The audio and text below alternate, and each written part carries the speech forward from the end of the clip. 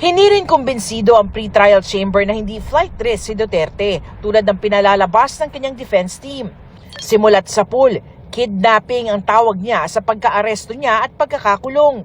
Ang pamilya din daw ng dating Pangulo hinaharang at binabatikos ang pag-aresto at pagkulong sa dating Pangulo at ginigiit pa ang pag-uwi sa kanya sa Pilipinas. Patuloy rin daw ang pagkastigo sa mga proseso ng korte ng kanyang pamilya.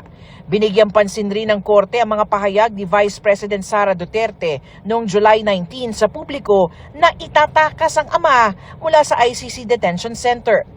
Dinedelegitimize o minamalitraw nito ang mga proseso ng korte at sinasabi rin daw na may konsyabahan ang korte sa gobyerno ng Pilipinas at gumagamit rin umano ng peking mga testigo. Pinunto rin ng pre-trial chamber ang pagsabi ni VP Duterte na gusto ng kanyang ama na maibalik sa Davao kung mapagbibigyan ang interim release. Taliwas daw sa sinasabi ng depensa na mananatili ang nakatatandang Duterte sa estado kung saan siya ire-release. May kakayahan raw ang pamilya at mga kaibigan ni Duterte para tulungan siyang makatakas sa pagkakakulong at pag-usig ng korte.